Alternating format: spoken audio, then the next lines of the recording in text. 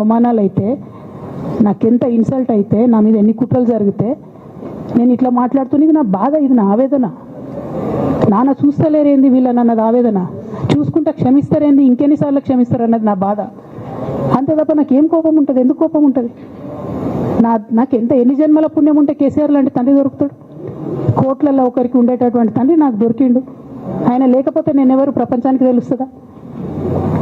నాకెందుకు అవసరం ఉంటుంది? నాకేం కోపం ఉంటుంది కేసీఆర్ గారి మీద? నాకు టీఆర్ఎస్ పార్టీ మీద ఎందుకు కోపం ఉంటుంది? నాకు 27 సంవత్సరాలు ఉన్నప్పుడు నేను నా కొడుకుని చిన్న పిల్లగాన్ని పసిగుడ్డు నెత్తుకొని ఇక్కడికి వస్తే ఆ రోజు నుంచి ఈ రోజు వరకు నేను రోడ్డు మీదనే ఉన్నా, ఉద్యమాలే చేస్తున్నా, పోరాటాలే చేస్తున్నా, తెలంగాణ ప్రజల కోసం పనిచేస్తున్నా. 2014 నుంచి అధికారంలో ఉన్నప్పుడు కూడా నా ఇంటి దర్వాజాలు ఎప్పుడు తెలిసే ఉన్నాయి. ఇక్కడున్న మీడియా మిత్రులందరికీ తెలుసు. అధికారంలో ఉన్నా లేకున్నా నేను ఇట్లనే ఉన్నా. అధికారంలో ఉన్నప్పుడు నన్ను ఏమి సాగనీయకుండా నన్ను ప్రతిపక్ష ఎమ్మెల్యేని చూసినట్టు, ప్రతిపక్ష ఎంపీని చూసినట్టు చూసినా నేను ఇట్లనే ఉన్నా, ఓపెన్ మైండ్తోనే ఉన్నా. నేను కోరేది ఒకటే, కేసీఆర్ గారి ఆరోగ్యాన్ని కాపాడండి రామన్న, పార్టీని కాపాడండి, పార్టీలో ఉన్న కార్యకర్తలని కాపాడండి, అందరు బాగుండేలాగా ప్రజా సమస్యలు తీసుకోండి. నాకు అంతకుమించి కావాల్సింది ఏం లేదు.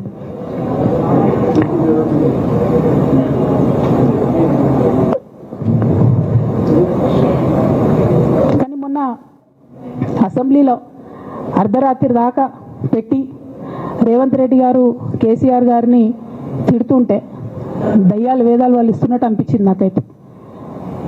దానికి ఈయన హీరోలాగా ఎదుర్కొన్నాడు, ఈయన 6 అడుగుల బుల్లెట్ అని పార్టీ అంతా ట్వీట్ చేస్తే, మరి 6 అడుగుల బుల్లెట్ ఎవరికి గాయం చేస్తుంది? ఎండ్ ఆఫ్ ద డే ఇవాళైతే నన్ను గాయపరిచింది, రేపు రామన్నను గాయపరుస్తారో కేసీఆర్ని గాయపరుస్తారో.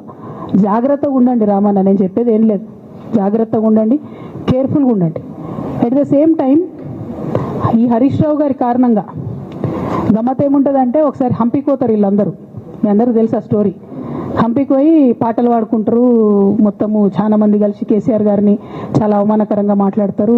ఒక పార్టీని వెనుకోడు పడతాము. నేను ఆ రోజు సాక్ష్యం ఉన్న హరీష్ అన్న వచ్చి లిటరల్లీ రామన్న చేతులు పట్టుకొని, అరే మామయ్యకి ఎప్పుడా సింకర్ సేల్, నేను మామయ్యతోనే ఉంటా అని చెప్పి అక్కడ మాట్లాడుకున్న వాళ్ళందరూ వెబసార్ దగ్గర అవుట్ చేసిండి. ఆ తర్వాత పర్యవసానంలో ఈటల రాజేంద్ర అన్న బయటికి వెళ్ళడం.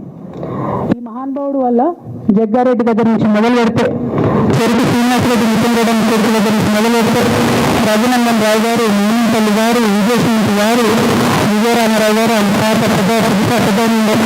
ఈటల రాజేందర్ గారు, వీళ్ళందరూ పార్టీలకు లేదు కదా, పోలేదా? ఇవన్నీ హరీషన్న చేసినాయి కదా. ఆనాడు దుబ్బాక ఉప ఎన్నిక ఎందుకు ఓడిపోయినాం? దుబ్బాక ప్రజలకు ఇప్పటికి కూడా గుర్తుంటుంది. వాళ్ళందరూ ఒకటే మాట చెప్తారు, ఈయన సిద్దిపేటకు తప్ప రూపాయి రానియాడు దుబ్బాకకు, ఈయన వచ్చి ప్రచారం చేసిండు కాబట్టి మేము ఓటేయాలని ఓపెన్గా చెప్పారు ఆనాడు ఎన్నికలలో. దానికి ఏం రాపించుకుంటాడు ఈయన పేపర్లలో? ఒంటరి పోరాటం చేసి ఓడిన హరీష్ రావు. అసలు ఓడిపోయిందే మీ వల్ల కదా. మీరు మీడియా మేనేజ్మెంట్లో సూపర్, అలా డౌట్ ఏం లేదు. రామన్న యూట్యూబ్లు మేనేజ్ చేసి నా మెయిన్ స్ట్రీమ్ మీడియా మేనేజ్ చేస్తాడు, అంతే, అంతకుమించి వేరే ఏం లేదు. నేను రామన్నను రిక్వెస్ట్ చేస్తున్నా, మీరు కూడా ఆ స్కిల్ నేర్చుకోండి అన్న. అట్లనే ఈటల రాజేందర్ గారు ఉప ఎన్నిక దగ్గరుండి హరీష్ అన్న గెలిపిలేదా అండి ఈటల రాజేందర్ని?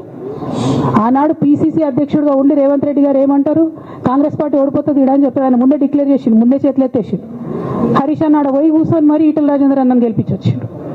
ఈ బంధం రేవంత్ రెడ్డి గారిది హరీష్ రావు గారు అప్పటి నుంచి కొనసాగుతుంది, కొత్త బంధం ఏం కాదు ఇది. నేను కేసీఆర్ గారిని పెద్దల్ని రిక్వెస్ట్ చేసేది ఒకటే, ఈయన చేస్తున్న నక్క జిత్తుల్ని దయచేసి గమనించండి. ఇలా నేను బయట పోతా కావచ్చు, నాదేముంది, ఉద్యమంలోకి వెళ్ళి వచ్చినా వాళ్ళ ఉద్యమంలోకే పోతా, నాకు భయం ఏముంటుంది, నాకు ఎన్నడూ పదవుల మీద ఆశ లేదు.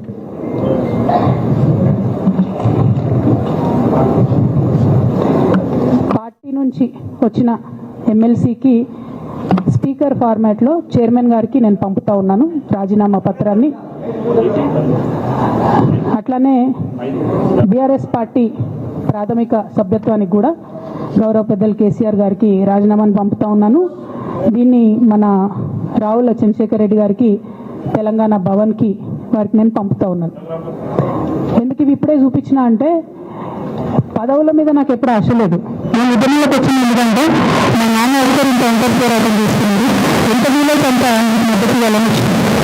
ఆనాడు మేము ఉద్యమంలోకి వచ్చినప్పుడు పార్టీ అధికారంలోకి వచ్చే ఆస్కారమే లేకుండే, తెలంగాణ వస్తుందో రాదే అనే అనుమానాలు అంతటా ఉండే. మేము ఉద్యమంలో కొట్లాటలో లాఠీ దెబ్బలు తినడం కోసం, జైల్లోకి పోవడం కోసం ఆనాడు వచ్చిన ఉద్యమంలోకి, అధికారంలోకి వస్తామనుకొని రాలే. రామన్న అయినా నేనైనా